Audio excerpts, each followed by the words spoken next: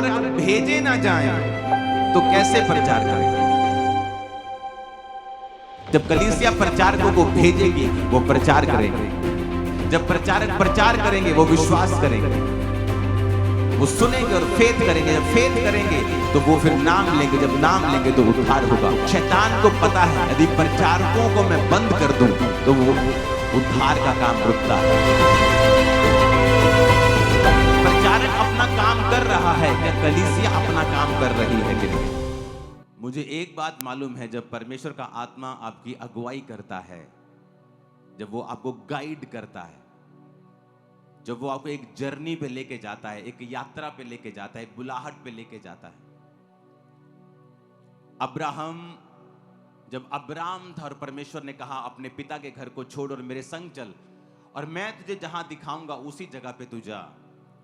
Bible कहती Abraham अकेला था और अपने नौकरों और अपने एक भतीजे के साथ और अपनी भेड़ बकरियों के साथ वो चल दिया। लेकिन परमेश्वर ने कहा था मैं तुझसे करोड़ों वंश उपजाऊंगा। और आज करोड़ों लोग हैं जो अब्राहम की संतान हैं, क्योंकि परमेश्वर अपनी बुलाहट से कभी पीछे नहीं हटता। जब वो आपको बुलाता है तो हो सकता है आज आप अकेले हों। जब ये चर्च की शुरुआत हुई थी तो 3 लोगों से हुई थी, लेकिन मुझे मालूम था कि परमेश्वर ने मुझे किस लिए चुना है। वो विजन्स मेरी आंखों के सामने आते थे, जो होने वाला होता था, अगले साल क्या होगा, अगले साल क्या होगा, और वो पूरा होता रहता था कलीसिया में।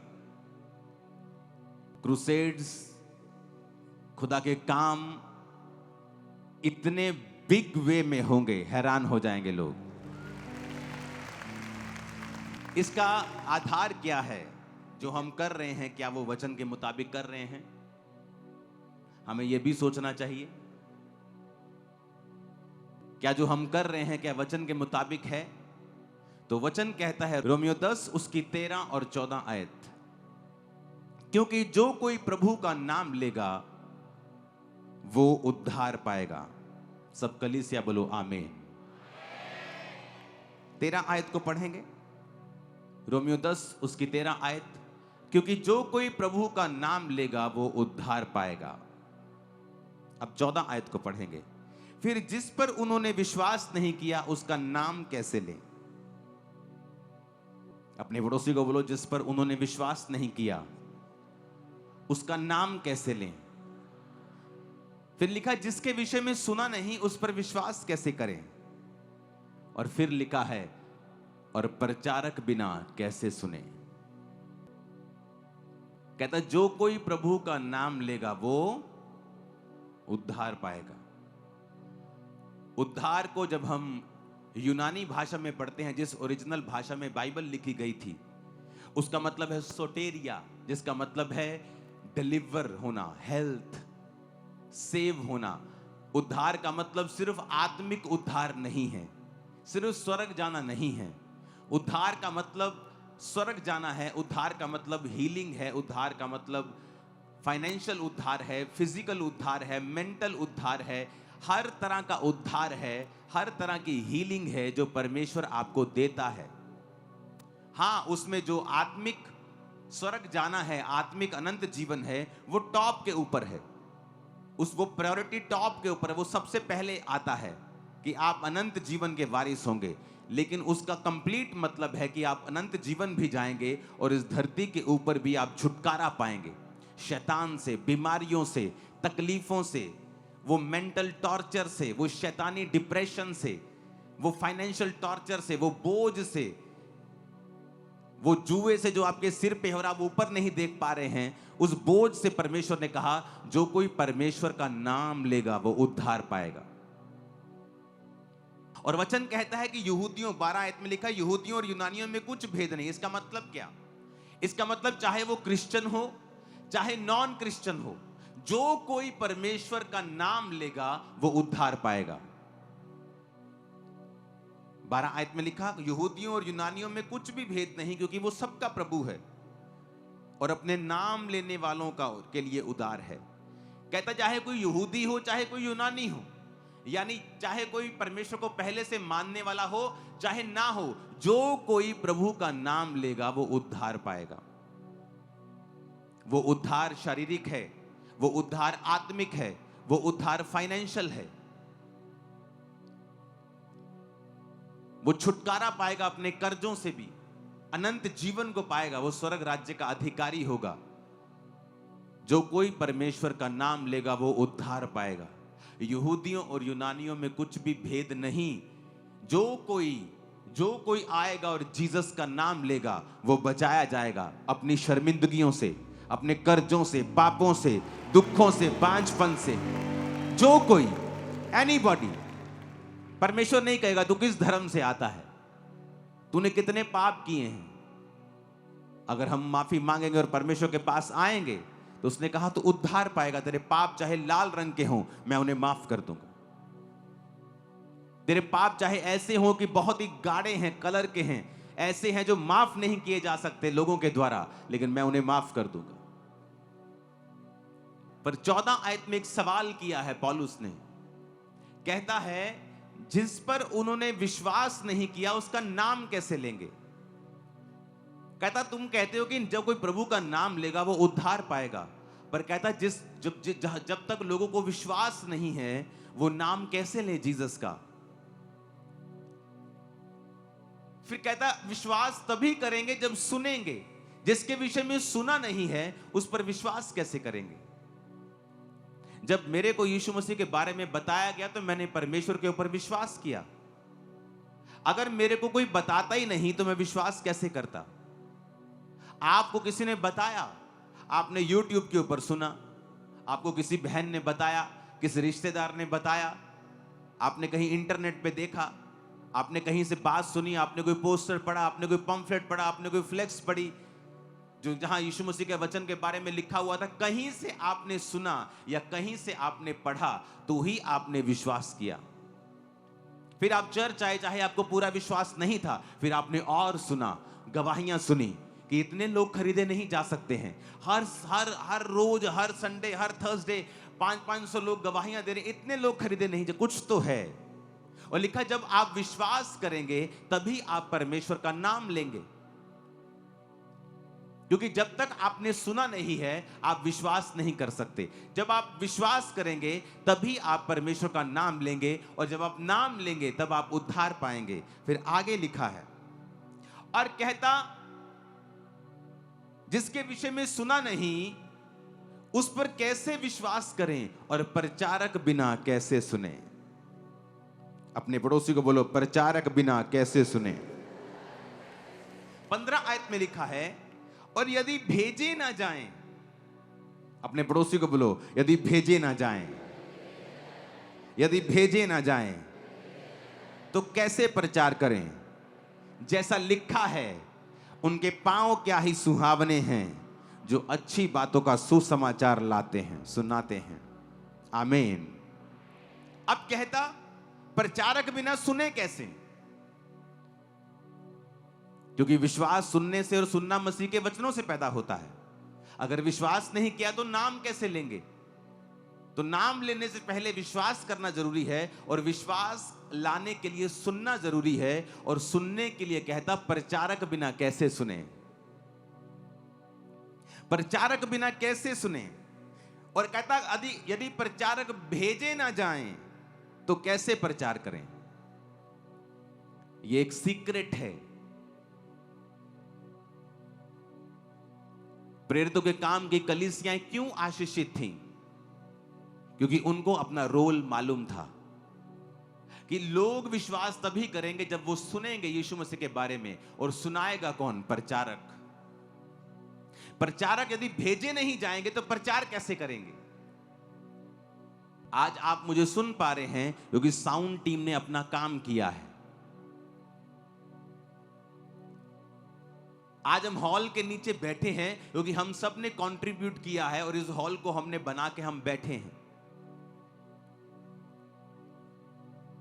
प्रचारक अपना काम कर रहा है, क्या कलीसिया अपना काम कर रही है कि नहीं। अब प्रभु कहता लोगों की लाइफ में अनंत जीवन आएगा, हीलिंग आएगी, डिलीवरेंस आएगी, ब्लेसिंग आएगी, पर कब? जब वो सुनेंगे। क्योंकि सुनेंगे तो विश्वास करेंगे, विश्वास करेंगे तो नाम लेंगे। लेकिन जब वो सुनेंगे ही नहीं, क्योंकि जब तक प्रचारक उनको सुनाएगा नहीं, जब तक प्रचारक भेजा नहीं जाएगा, वो जाएगा नहीं। अगर वो जाएगा नहीं, वो सुनेंगे नहीं, सुनेंगे नहीं तो विश्वास नहीं करेंगे, विश्वास नहीं करेंगे तो नाम नहीं लेंगे, नाम नहीं लेंगे तो उद्धार नहीं होगा। कड़ी के साथ कड़ी जुड़ी है कि जब कलीसिया प्रचारकों को भेजेगी, वो प्रचार करेंगे। जब प्रचारक प्रचार करेंगे, वो विश्वास करेंगे, वो सुनेंगे और फेथ करेंगे। जब फेथ करेंगे तो वो फिर नाम लेंगे, जब नाम लेंगे तो उद्धार होगा। इसीलिए आपने नोटिस किया होगा कि शैतान को पता है यदि प्रचारकों को मैं बंद कर दूं तो वो उद्धार का काम रुकता है। वो हाथ धो के इसलिए प्रचारकों के पीछे पड़ा रहता है। उसे उन प्रचारकों से तब दिक्कत नहीं थी जब वो नशा करते थे, जब वो शराबी थे, लेकिन जब वो प्रचारक बन जाते हैं उसे दिक्कत होती है। और आपको मालूम होना चाहिए कि वो शैतान है जो गुस्सा कर रहा है, इंसान नहीं है। वो शैतान है जो प्रचारकों के पीछे, क्योंकि परमेश्वर को पता है जब शैतान ने प्रभु यीशु मसीह को परखा तो वचन से परखा, अपने आप को नीचे गिरा।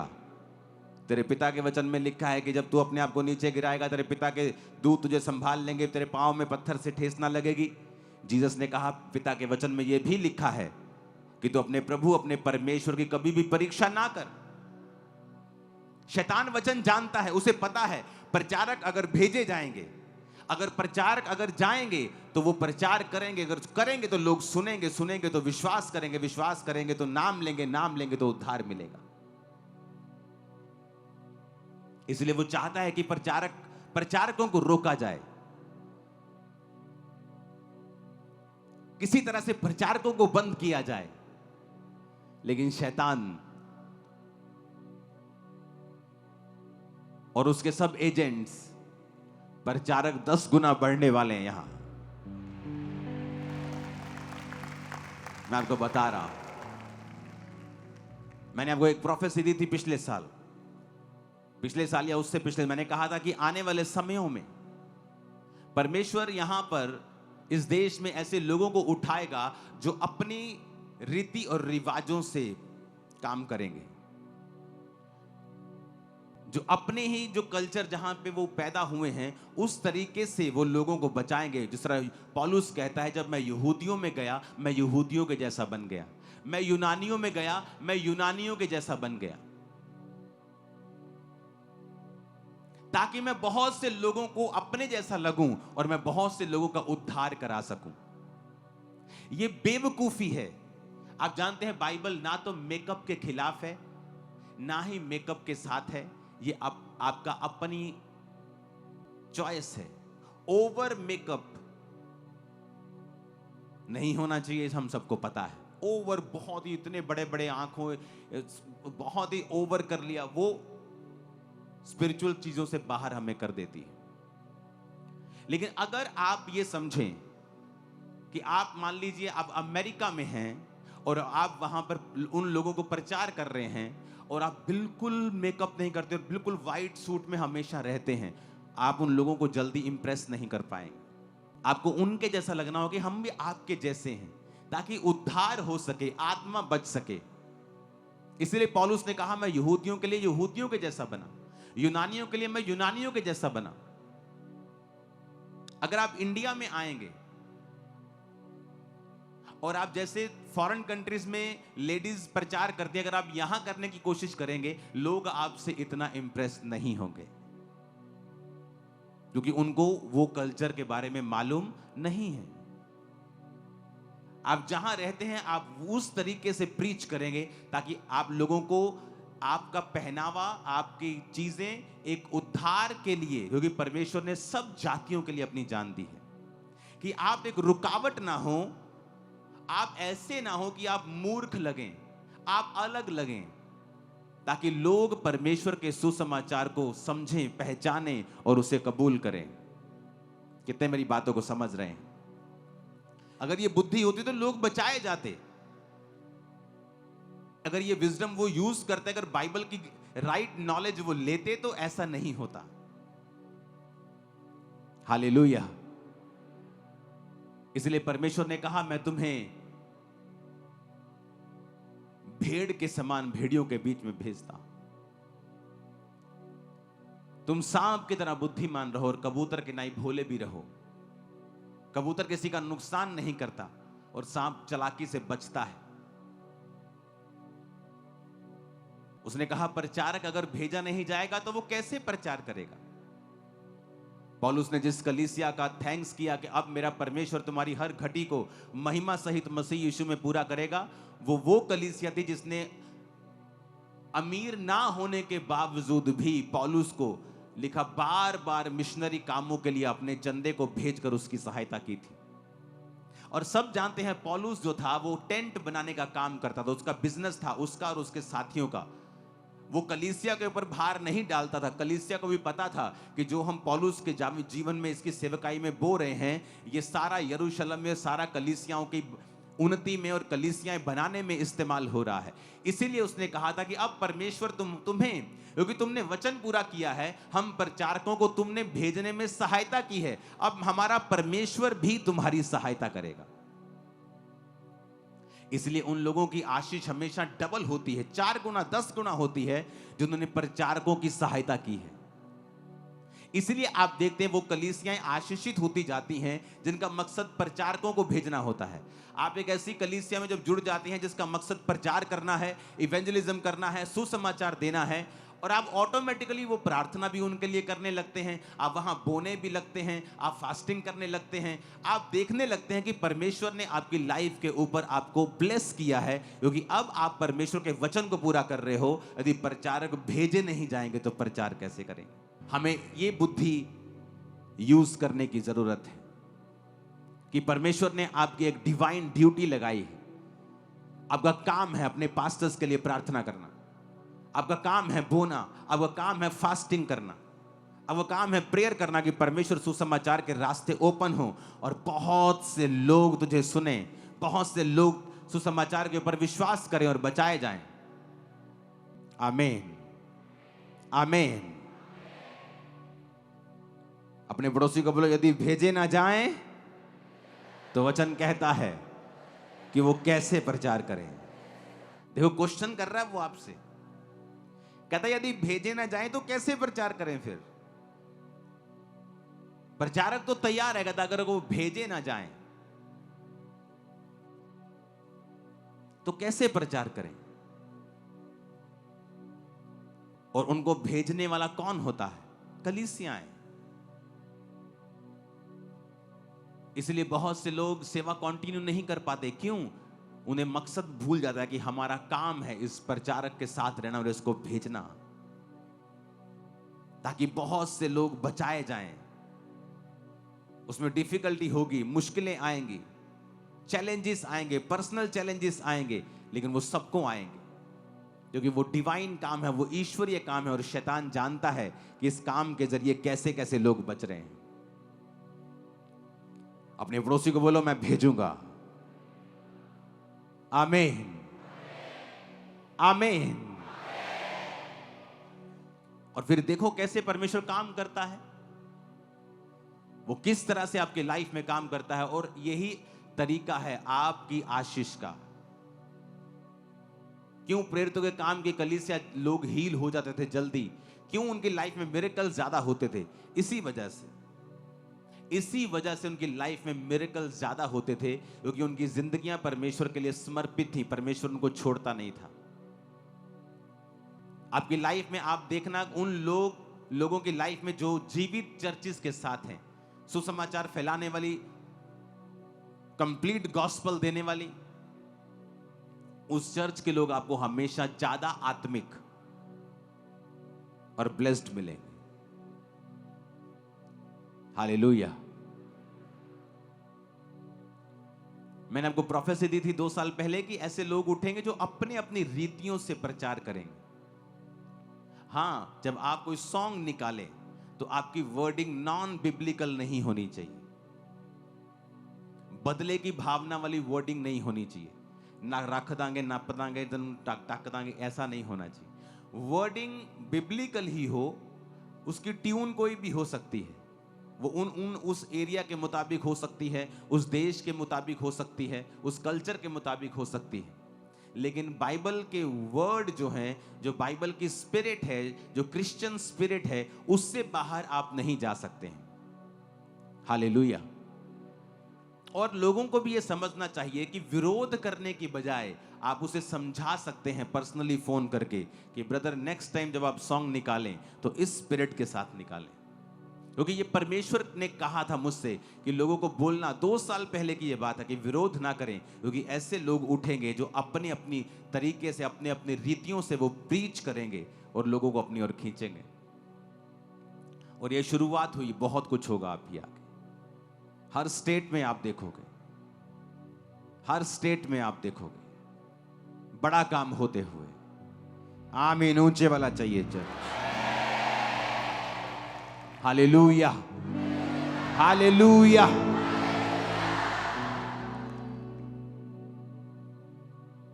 जो चर्च जब भी खड़ी हुई है, वो खड़ी हुई है परमेश्वर के एक बड़े मकसद के लिए। जब भी परमेश्वर ने एक चर्च को खड़ा किया है, एक बड़े मकसद के साथ किया है। चर्च का काम पॉलिटिक्स करना नहीं है, इसलिए इस चर्च में हर पार्टी का हमेशा वेलकम रहता है। चर्च का काम है रास्ता दिखाना, वो कोई भी हो। आप कोई भी होंगे, आप आएंगे, आपको गाइड किया जाएगा, आपको बताया जाएगा आपको क्या करना है। नाइजीरिया में ऐसी चर्च है जिसकी आज 50,000 ब्रांचेस हैं, और उसकी चर्च के स्टैंडिंग वॉलंटियर्स आज उस देश के उपराष्ट्रपति की पोस्ट तक पहुंच चुके हैं। Standing volunteers. क्यों परमेश्वर ने ऐसी चर्चों से लोगों को चुना? उनको सिखाया गया ऑनर करना। वो अपने पास्टर के साथ आज भी एक समान, अगर वो बैठे हो तो उसके समान बैठते भी नहीं है। उन लोगों में ये बात बहुत अजीब और बड़ी गहराई से मैंने देखी है, क्यों उन लोगों को परमेश्वर ने इतनी जल्दी बढ़ाया है। ऑनर करना, और इसीलिए परमेश्वर ने उनको ऊंचा किया है। वो समझते हैं प्रचारक की वैल्यू को, वो समझते हैं उस दर्शन की वैल्यू को। बात इंसान की नहीं, बात मूसा की नहीं। जब मूसा को किसी ने कुछ कहा हो तो परमेश्वर ने उसे कोड़ी कर दिया। बात मूसा की नहीं, बात उस दर्शन की है जो परमेश्वर ने अपना उस जगह पे रखा है और मूसा को उसका अगुवा बनाया है। बात उस दर्शन की है, बात परमेश्वर की है कि जब आप मूसा के खिलाफ खड़े हो रहे हैं, आप इनडायरेक्टली परमेश्वर के खिलाफ खड़े हो रहे हैं, क्योंकि वो विजन जो है वो परमेश्वर का है। हालेलुया। एक अन्य जाति व्यक्ति अगर पॉलिटिक्स में है, वो शराब पिए, वो कुछ भी करता है, परमेश्वर उसको अलग तरीके से देखता है। वो व्यभिचार में है क्योंकि वो वचन नहीं जानता है, और वचन में लिखा है वो लोग ज्यादा चालाक हैं, ज्यादा चालाक। वो आते हैं, हाथ जोड़ते हैं, अपना काम कराते हैं, चले जाते हैं। और अपने वाले लोग इतने मूर्ख हैं बेचारे, खिलाफत ही करते रहते हैं एक दूसरे की, और फिर उन्हीं चर्चों में वोट्स मांगने जाते हैं और लोग याद रखते कि ये तो वही था ना। क्योंकि चर्च का काम पॉलिटिक्स करना नहीं। अगर इस चर्च ने कभी पॉलिटिक्स में जाना ही नहीं, तो जिसने जाना है वो ये ध्यान रखे कि हमें लोगों को कैसे अपनी ओर करना है। अगर हम ही ये बेवकूफियां करते रहेंगे और बाद में चर्च में खड़े होकर प्रार्थना करवाने के लिए आएंगे तो कुछ नहीं होगा। इसलिए परमेश्वर ने कहा दूसरे लोग ज्यादा चालाक हैं, क्रिश्चियन लोगों से ज्यादा चालाक लिखा है बाइबल में। क्यों लिखा परमेश्वर ने ऐसा? उनको बुद्धि है, वो जानते हैं, अपना काम करो और चलें। जब तक आप ऑनर नहीं करेंगे उस विजन का, तब तक परमेश्वर आपको ऊंचा नहीं करेगा। वो क्रिश्चियन लोगों को बड़े ध्यान से देखता है। जब तक आप व्यभिचार से और शराब से और नशों से बाहर नहीं आएंगे, वो कभी पॉलिटिकली आपको ऊंचा नहीं करेगा, क्योंकि आप वचन जानने वाले लोग हैं। जब तक आप वचन जान के गुनाह करते रहेंगे, परमेश्वर आपको हमेशा नीचा रखेगा। आप वचन को जानेंगे, आप प्रार्थना करेंगे, आप बाइबल को पढ़ेंगे, आप ऑनर करेंगे विजन्स का, दर्शनों का, परमेश्वर आपको ऊंचा करेगा, वो किसी भी तरह से करे, वो करेगा। वो लोगों के दिल में डाले, वो बड़े लोगों के दिल में डाले, वो किस तरह से आपको बढ़ाएगा फिर वो परमेश्वर पे छोड़े। आज प्रॉब्लम ये है कि हर एक व्यक्ति, चाहे वो सामाजिक तौर से मसीह में है, चाहे वो पास्टर के तौर पे, बुद्धि की कमी की वजह से वो लोग बढ़ नहीं पा रहे हैं। जब कुछ करने का समय होता है, जीरो रिजल्ट है उनके। रीजन क्या है? विजडम की कमी। जब मैं सेवकाई में खड़ा हुआ और जब मैं जाता था विजिट करने के लिए लोगों के घरों में, तो परमेश्वर की आत्मा ने मुझसे कहा कि इनसे चंदा नहीं लेना है विजिट करते समय। और जब भी लोग चंदा ले लें, ऐसे आपको पता होना चाहिए चर्च को, बहुत से लोग यहाँ चर्च में नए हैं कि जब विजिट करने पास्टर्स घर आते हैं लोगों के, तो जब वो जाने लगते हैं तो लोग चंदा देते हैं, यानी ऑफरिंग देते हैं, ऐसे हाथ करके ऑफरिंग देते हैं। तो पास्टर ऐसे प्रेयर करते हैं उस पर। तो परमेश्वर ने मुझसे कहा ऑफरिंग मत लेना, लोगों को बोल कि हाँ मैं ऑफरिंग लूंगा, लेकिन आप संडे चर्च में आए और उसे डालें परमेश्वर की हुजूरी में। पता है क्यों? क्योंकि लोगों के बीच में ये प्रचलन था कि पास्टर्स लोग सिर्फ चंदा लेने के लिए घर आते हैं। विजिट करने का मकसद सिर्फ चंदा लेना है, कि 10 घरों में विजिट करेंगे, 50-50, 100-100 चंदा लेंगे तो 1000 रुपये इकट्ठा हो जाएगा। सिर्फ विजिट करना है, विजिट करना, चंदा लेना है सिर्फ। सब पास्टर्स नहीं, मैं भी विजिट करता था, लोग मुझे भी कई बार देते थे, सब पास्टर्स नहीं। लेकिन ये बिलीवर्स की मैं बात कर रहा हूं, वो ऐसे बोलते थे कि पास्टर आए तो 50 रुपए निकालने ही निकालने हैं। तो मुझे सेवकाई में पर्सनली ये एक रुकावट लगा। जिस चर्च ने मुझे बैप्टाइज किया है वो भी पास्टर्स विजिट करते हैं, लोग आज भी चंदा उन्हें देते हैं। जब वो मेरे घर आते हैं मैं भी उन्हें चंदा देता हूं। बात मैं भी ऑफरिंग देता हूं, बात वो नहीं है, वो आत्मिक आदमी है। लेकिन ऐसे भी लोग थे जो आत्मिक नहीं थे और सिर्फ विजिट करने के लिए जाते थे। तो परमेश्वर ने मुझसे कहा लोगों के बीच में ये एक मेंटालिटी है, इसे ब्रेक करना है। तुमने ब्रेक करना है कि चंदा सेकेंडरी है, ऑफरिंग सेकेंडरी चीज है। पहले जब मैं आया हूं वचन सुनो। लोग खाना बनाने के लिए चले जाते थे, कोई बिस्कुट लेने, कोई चाय, कोई कोल्ड ड्रिंक। मैं बोलता जब मैं आपके घर में आऊंगा मुझे कोई इधर उधर भागता नहीं चाहिए, क्योंकि जिसको मैंने वचन देना वो तो कोल्ड ड्रिंक लेने चला गया, जिस सिस्टर को मैंने वचन देना वो चाय बनाने चली गई। अब मैं वचन जिसको दे रहा हूं उसका कोई चर्च से मतलब नहीं। मैं कहा तुम लोग बैठो, मुझे कोई चाय पानी नहीं चाहिए, तुम चाय पानी मुझे भेज देना, मैं पी लूंगा तुम्हारा। तो मैंने क्या किया, मैंने चाय पीनी छोड़ दी। तो मैं लोगों को ये बोलने लगा कि मैं चाय पीता ही नहीं हूँ, तो काम भी खत्म करता आप कि मैं पींदा ही नहीं चाह। मैंने चाय पीनी छोड़ दी, मैंने खुद ही छोड़ दी। मैं कहा मैं पीता ही नहीं हूँ, आ जाओ बैठो। अब कोल्ड ड्रिंक कितनी आदमी मिलेगा, कोल्ड ड्रिंक शुरू से मैं इतना पीता नहीं हूँ। तो उनको मालूम था कि हमारा पास्टर ना चाय पीता ना कोल्ड ड्रिंक, हमें उसने वो आया तो हमें बैठना है। तो वो लोग क्या करते थे, लोग बैठते थे, फिर वो खुद भी बैठते थे, साथ वाले भी बैठते थे, पड़ोसी भी बैठते थे। तो 10-15 मिनट वचन देने के बाद मैं वहां से निकलता था। जब लोग ऑफरिंग लेने के लिए आते थे, जो लोग पक्के होते थे, जिनको पता है कि ये क्रिश्चियनिटी में स्ट्रांग है, इसको वचन पता है, कंप्लीट है, उससे ऑफरिंग मैं एक आध से लेता था और बाकी सबको बोलता था नहीं। क्योंकि नए लोग भी होते थे, कम आत्मिक लोग भी होते थे, थोड़ा विश्वास वाले भी होते थे, सबको लगता कि अच्छा इस बहन ने दिया है तो मुझे भी देना है। मैं उनका मना कर, मैं कहा नहीं तुमसे मैंने नहीं लूंगा, आप चर्च में आओ और संडे डालो, आपकी प्रभु कबूल करेगा। तो इस विजडम से मैं चला हूं, मुझे मालूम था लोगों के दिल में क्या है, लोग क्या सोचते हैं। आप मेरी बात समझ रहे कि नहीं? आज आप सामाजिक तौर पे खड़े हैं, आप पॉलिटिकल तौर पे खड़े हैं और आपको पता ही नहीं लोगों के दिल में क्या है, आपको पता ही नहीं मुद्दे क्या हैं, आपको पता ही नहीं सिस्टम क्या है, कैसे लोगों को अपनी ओर करना है, आपको पता ही नहीं। दर्शनों को सपोर्ट करेंगे, प्रचारकों को सपोर्ट करेंगे, तभी हम परमेश्वर के दिल में अपनी जगह को बनाएंगे। हर एक व्यक्ति को परमेश्वर से बुद्धि मांगनी चाहिए, परमेश्वर मुझे विजडम दे, तेरी डिवाइन विजडम। लेकिन वो डिवाइन विजडम कैसे आएगी अगर अगले दिन हमने व्यभिचार करना है, अगले दिन रात को हमने पूरी बोतल शराब की पीनी? कैसे परमेश्वर हमें बुद्धि देगा? क्रिश्चियन लोगों को, अन्य जाति जो मर्जी करें, लेकिन हम क्रिश्चियन लोग वचन के साथ बंधे हुए हैं। बाइबल कहती है सब कुछ अच्छा चल रहा था। नूह ने जिस रात शराब पी और मतवाला हुआ, उसी दिन उसके बेटे ने उसको नंगा देख लिया। शराब एक शुरुआत होती है कि आप पापों में घुस जाएंगे, आपकी बुद्धि भ्रष्ट हो जाएगी, आपको ना बोलने वक्त मालूम होगा आप क्या बोल रहे हो, ना करने वक्त पता होगा आप क्या कर रहे हो। इसलिए परमेश्वर ने उससे कहा है मदिरा उसको दो जो नाश होने पर है, जो मतलब कि अपने जीवन को तबाह कर चुके, जो नाश होने पे, जिनको कोई मतलब नहीं, वो मरे जिए, नरक जाए स्वर्ग जाए, क्या हो रहा है क्या नहीं, उनको दे दो मदिरा, दे दो मदिरा, उनको दे दो शराब उनको। लेकिन जो अपने जीवन में कुछ करना चाहते हैं, जो चाहते हैं कि पवित्र आत्मा उनकी अगुवाई करे। इसलिए पौलुस ने लिखा, दाखरस के मतवाले मत बनो, क्योंकि दाखरस आपकी आत्मा को हिलाता है।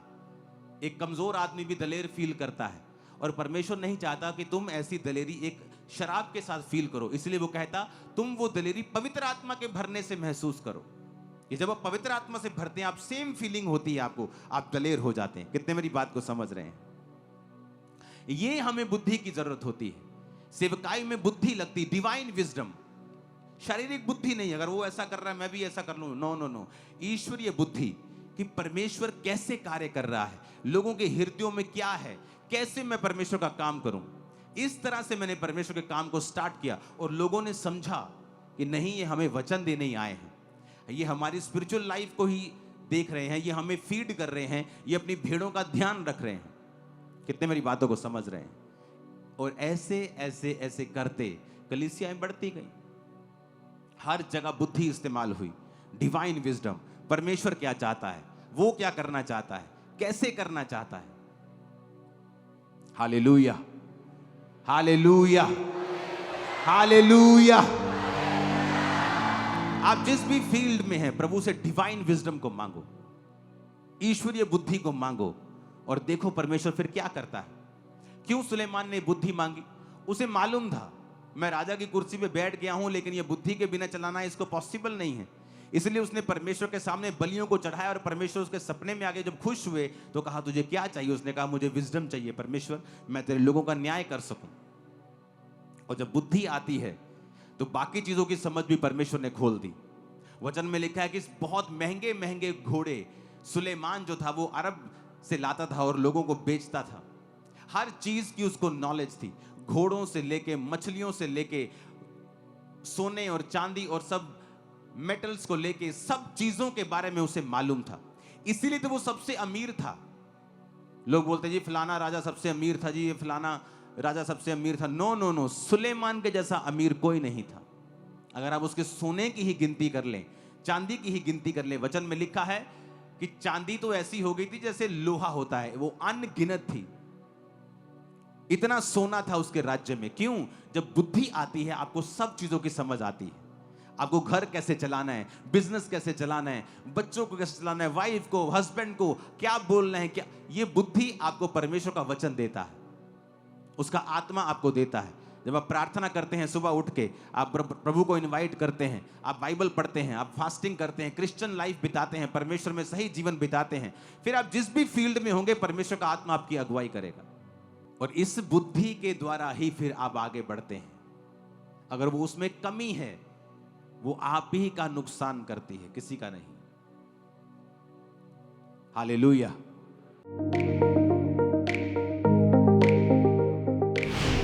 परमेश्वर के दास के द्वारा दिए गए जीवित वचनों और गहरे आत्मिक भेदों को जानने के लिए आप हमारे YouTube चैनल को अभी सब्सक्राइब करें और बेल आइकन को दबाना ना भूलें, ताकि हर एक नई अपडेट और अनाउंसमेंट सबसे पहले आप तक पहुंच सके।